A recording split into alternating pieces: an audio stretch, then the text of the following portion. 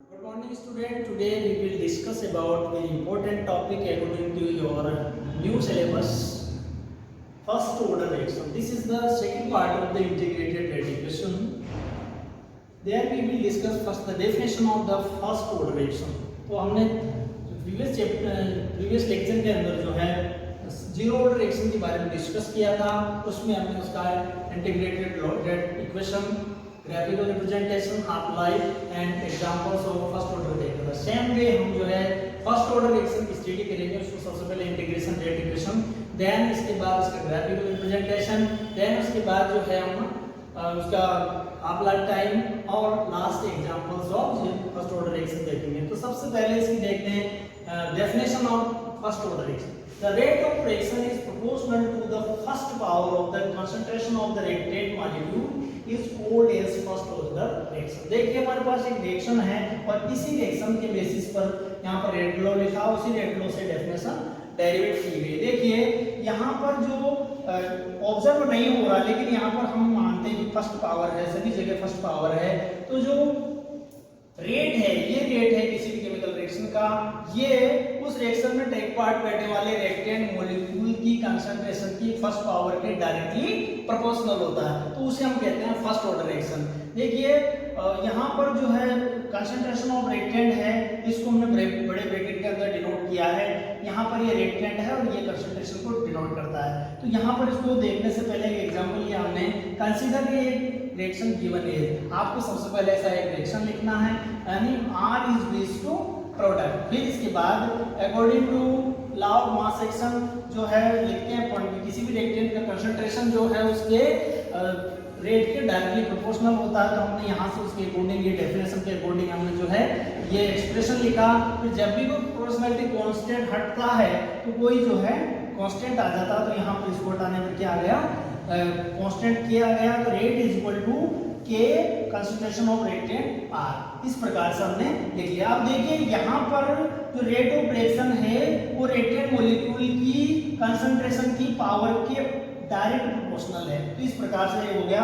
इसके बाद देखिए जो रेट लिखते हैं इन केस ऑफ रिएक्टेंट जब लिखा जाता है तो कंसंट्रेशन ऑफ द रिएक्टेंट है वो डिक्रीज होती जाती है. इसलिए हम क्या करते हैं कि इन केस ऑफ रिएक्टेंट जो है माइनस आइन यूज करते हैं. तो हमने यहाँ पर लिखा सिंस माइनस dr/dt. इस प्रकार से जो है इसकी कंसंट्रेशन को हमने लिख लिया. तो यहाँ पर हमने dr/,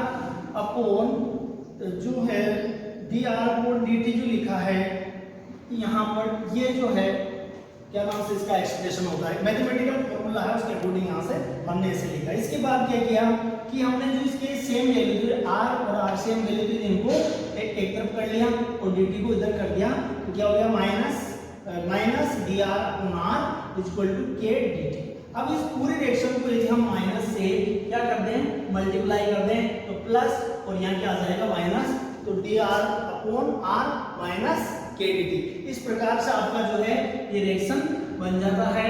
अब इस रिएक्शन का क्या करेंगे, इस रिएक्शन को हमने नंबर 1 दे दिया और यहाँ पर लिखा है integrating equation on both side. इस इक्वेशन के दो पार्ट हैं, इन दोनों ही पार्ट का हमको इंटीग्रेशन करना पड़ेगा और इंटीग्रेशन करने के बाद जो है हम इसका सॉल्यूशन देखेंगे. देखिए सबसे पहले बात आती है कि कोई भी जो dx होता है उसका इंटीग्रेशन होता है x, और जब कोई dx/x है तो उसका जो होगा वो ln x होता है. ln x होता है. इस प्रकार से जो है कोई लिखी हुई है तो x का x के साथ में जब करते हैं इंटीग्रेशन तो ln x होता है. और यहाँ पर k कांस्टेंट है और dt, यहाँ पर भी इसका करोगे dt का विद रिस्पेक्ट टू t, तो क्या हो जाएगा, इसका t आएगा. तो देखो यहाँ पर इंटीग्रेशन ऑफ dr/dt. तो concentration of reactant with respect to reactant जो हमने इसको किया है, इसका तो ln r आ गया माइनस kt प्लस i और integration constant. This is also denoted by the c in the mathematics, but here we use only I because we are integrated the first order reaction. So यहाँ पर हमने I use किया. इसको जो है question number 2 दे दिया. यहाँ पर I is the integration constant. ठीक है. इसके बाद क्या होता है कि एक t बराबर यानी t is equal to 0, then final concentration of the reactant is equal to initial concentration of reactant. तो ये दोनों जो वैल्यू है हम इसको इक्वेशन 2 में पुट करेंगे। तो मैंने लिखा है कि पुट वैल्यू इन इक्वेशन 2, ये जो वैल्यू है इसको इक्वेशन 2 में पुट करना है। देखिए इसकी जगह हमने क्या नाम से ln r लिखा है, फिर माइनस k इक्वल टू 0 रख दिया k की जगह, और i कैलकुलेट होकर का आता है तो i equal to ln r naught आ जाता है। इसको जो है अगेन वापस इसमें इक्वेशन 2 में रखेंगे, put value of i in equation 2 यहाँ पर रखेंगे। देखिए ln r as it is ले लिया, minus kt as it is है, और प्लस i आता तो i की जगह हमने ओनली r रख दिया। ये आपका जो क्या नाम से इक्वेशन बन गया है इस प्रकार से। अब इसके बाद मैं kt को इधर लेकर आ रहा हूँ, इसको पूरा को इधर ले जाऊंगा। तो देखिए kt equal to ln r not minus ln r, ठीक है ऐसे लिख लिया। इसके बाद देखिए ये पॉजिटिव और ये नेगेटिव, तो इसको जो है अपॉन करके लिख सकते हैं kt equal to ln r not upon r। और जब भी नेचुरल लॉग हटता है तो जो पूरा जो वैल्यू होता है उसको ln का पूरा मींस जो होता है 2.303 log 10 होता है। तो इसको नेचुरल लॉग को जब लॉग में कन्वर्ट करते हैं तो ये पूरी वैल्यू यहाँ पर हमको कैलकुलेट करना है, k कांस्टेंट यहाँ रेट कांस्टेंट कैलकुलेट करना है। k equal to 2.303 upon t log base 10। यहाँ पर log जो है बेस 10 में कन्वर्ट हो जाएगा, और log base 10 r not upon r, ये आपका ऐसे जो है थर्ड इक्वेशन जो कि integrated rate equation for the first order reaction है कैलकुलेटेड होकर आ जाता है। यहाँ पर r नॉट क्या है, initial concentration of the reactant, r only r क्या है, ये final concentration of the reactant, k यहाँ पर rate constant for the first order reaction, और t it is the time for taken by a chemical reaction. ठीक है, इस प्रकार से ये कंप्लीट हुआ। अब देखिए initial concentration of the reactant उसको हम जो a मोल पर लीटर मान लें, और final concentration of the reactant उसको a - x mole per litre मान लें। तो जो third form of the first order reaction जो है वो किस में कन्वर्ट हो जाएगी, तो from equation 3 k equal to 2.303 upon t log base 10 a upon a - x। इस प्रकार से इक्वेशन नंबर थर्ड और इक्वेशन नंबर फोर्थ दोनों integrated equation for the first order है। इनके बेसिस पर बहुत सारे न्यूमेरिकल सोल्व होंगे। आपको जो है ये दोनों ही फॉर्मूले अच्छी तरह से लर्न करने हैं, और इनके बेसिस पे जितने भी न्यूमेरिकल आपके एक्सरसाइज के अंदर दे रखे हैं, बुक के अंदर दे रखे हैं, वो सारे एक्सरसाइज को सोल्व करें। Thank you. Student, now we consider about the graphical representation of first order reaction. हम जो है फर्स्ट ऑर्डर रिएक्शन का ग्राफिकल रिप्रेजेंटेशन देखेंगे। इसके लिए हमने जो इसका इंटीग्रेटेड रेट इक्वेशन कैलकुलेट किया था, तो इक्वेशन नंबर 3, तो from equation 3 k equal to 2.303 upon t log base 10 r not upon r, ऐसा जो है हमारे पास इक्वेशन आया था। उस इक्वेशन को रीअरेंज करके हम जो ग्राफ बनाएंगे। देखिए इसको मैंने t को इधर कर दिया kt, और इस वैल्यू को नीचे आए तो इस प्रकार से 2.30 में kt upon 2.303 equal to log base 10 r not upon r, ये वैल्यू आ गया। अब जो है इसको हम y एक्सिस पर लेना चाहते हैं, इसलिए पूरे फैक्टर को उठाकर मैं इधर ले आया। log base 10 r not upon r equal to kt upon 2.303। अब देखिए लीनियर इक्वेशन होता है मैथमेटिक्स के अंदर y equal to mx plus c। तो देखिए ये तो लेंगे हम y के ऊपर, ये जो पूरा का पूरा वैल्यू y के ऊपर क्या लेंगे, तो हमने ले लिया log base 10 r upon r, ठीक है ये ले लिया। इसके बाद हम x एक्सिस पर लेंगे t, तो देखिए टाइम लेंगे, ये किसको दे x कहां पर लिया हमने, टाइम x एक्सिस पर क्या लिया, टाइम ले लिया। इसके बाद जो इसका स्लोप है वो पूरी वैल्यू देगा, ये k अपॉन 2.303। इसके बाद यहाँ प्लस नहीं है, लेकिन जीरो अगर मान लें तो जो इंटरसेप्ट है वो कहां से स्टार्ट होगा, जीरो से, यानी ग्राफ कहां से स्टार्ट होगा, जीरो से। तो हमने जो है यहाँ पर टाइम लिया t x एक्सिस पर, और y एक्सिस पर लिया हमने जो है इसकी कंसंट्रेशन ले लिया, ठीक है। इसके बाद देखिए ये यहाँ से इंटरसेप्ट जो है जीरो से स्टार्ट हो रहा है, तो इस प्रकार से चूंकि यहाँ पर पॉजिटिव साइन है तो इसका जो स्लोप आता है वो क्या है, पॉजिटिव होगा। ऐसा इस प्रकार का ग्राफ जो है क्या नाम से फर्स्ट ऑर्डर रिएक्शन के लिए जो है बनता है, जिसको हमने ऐसे जो है रिप्रेजेंट किया। इसके बाद देखिए इसका सेकंड थर्ड पॉइंट आता है half life of first order reaction. First order reaction का हाफ लाइफ क्या होता है, हाफ लाइफ के बारे में आपने देखा है कि किसी भी केमिकल रिएक्शन में रिएक्टेंट मॉलिक्यूल्स प्रेजेंट होते हैं, उनकी कंसंट्रेशन को हाफ होने में जो टाइम लगता है उसे क्या कहते हैं, half life time of that chemical reaction होता है। लेकिन अगर सिंपलीफाई करके इसको यूं बोले तो the time in which chemical reaction is complete 50%, यानी कोई भी केमिकल रिएक्शन जिसमें 50% कंप्लीट हो जाती है तो उसको जो है हम क्या कहेंगे, half life of first order reaction या एनी रिएक्शन बोल सकते हैं।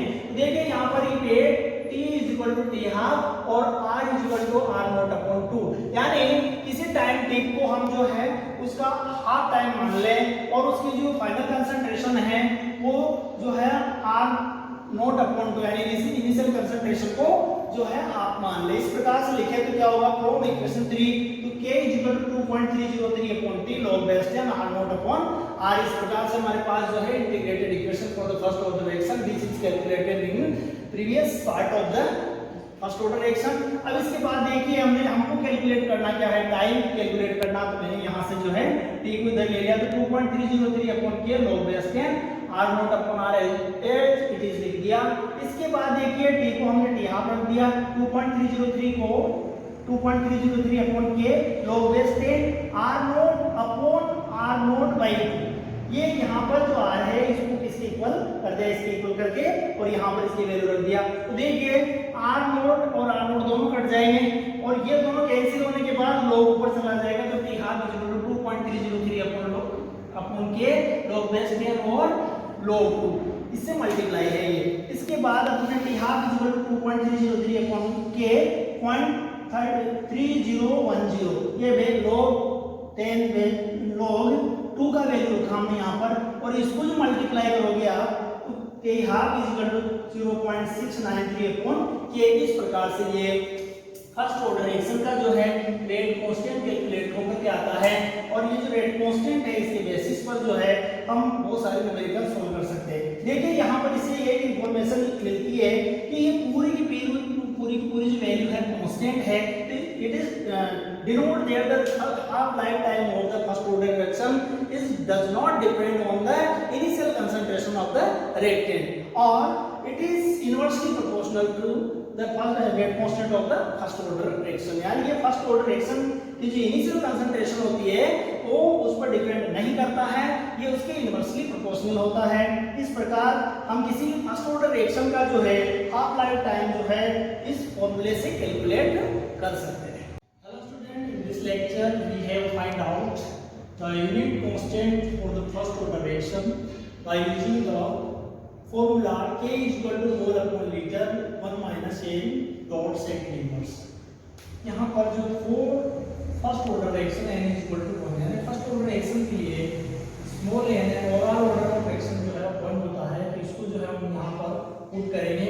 देखिए since therefore K is equal to mole upon liter 1 minus 1 dot second inverse.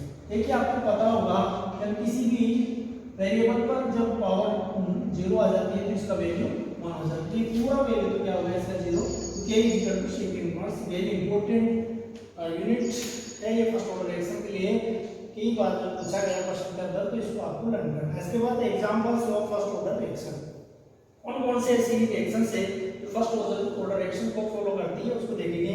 Hydrogenation of ethane, मतलब हाइड्रोजनेशन का मतलब होता है एथेन पर हाइड्रोजन को लीड करना। तो ये एथेन है, इस पर हाइड्रोजन जुड़ा करना है तो CH2 double bond CH2 plus H2, एक हाइड्रोजन इसको दे दिया, एक हाइड्रोजन इसको दे दिया, तो ये बन गया CH3 single bond CH2, ethane बन गया।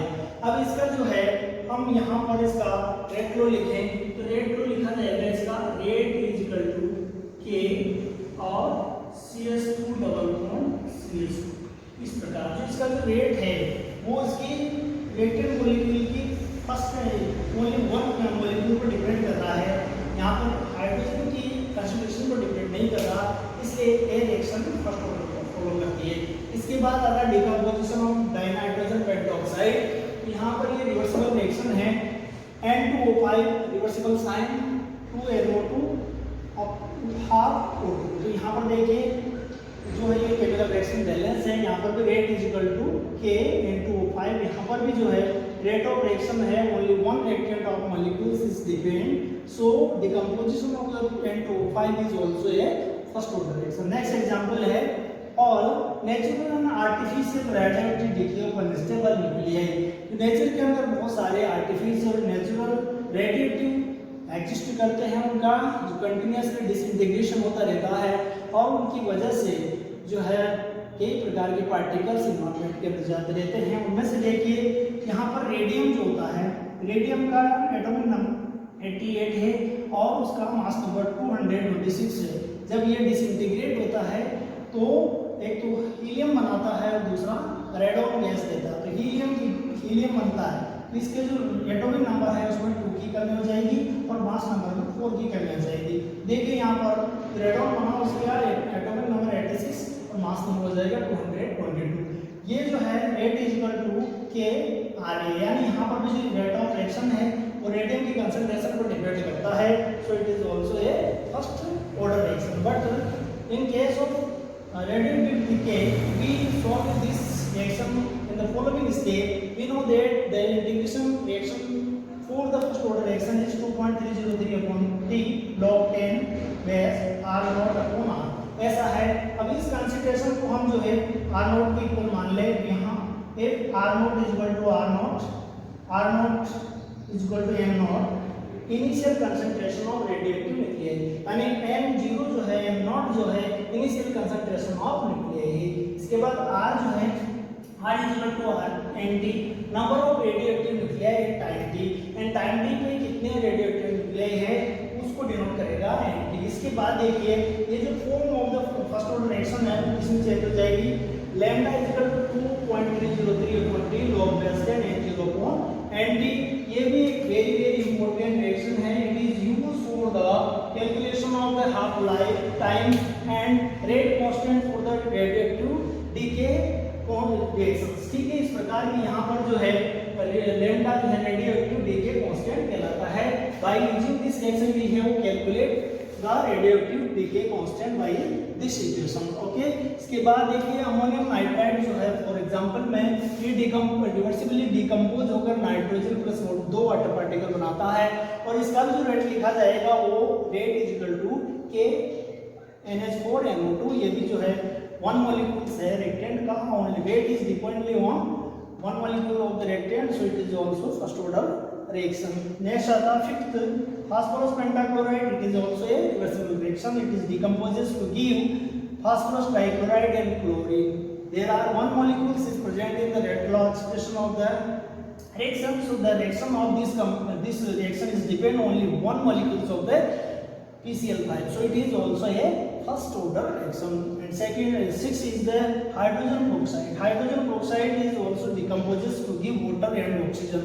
And the concentration of the reactant molecule H2O2 is given in the red patch.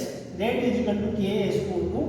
तो यहाँ पर जो H2O2 को हमने इसकी फॉर्म में लिखा, the rate of reaction is also depend on the 1 molecule of the H2O2. So this is also a first order reaction. इस प्रकार जो है हम पूरा जो है आपको कैलकुलेट करना, सारे एग्जांपल्स को लर्न करना है। जो भी कोई प्रॉब्लम आती है आपको इससे रिलेटेड जो है बातें हम लाइव क्लास के अंदर करेंगे। बुक के पीछे जो है जितने भी न्यूमेरिकल प्रॉब्लम दे रखी है on the basis of zero order reaction, on the basis of the first order reaction, आपको उनको कंप्लीट करना है। और जहां कहीं पर भी प्रॉब्लम आती है तो आप जो उनको टिक कर ले, लाइव क्लास के अंदर मुझसे डिस्कस करें और जहाँ कहीं भी प्रॉब्लम हो आप अच्छी तरह से उससे नोट कर लें कि यहाँ पर मुझे जो है डाउट है, तो मैं इसको जो है आपकी जब लाइव क्लास आएगी उसमें क्लियर करूँगा। Thank you.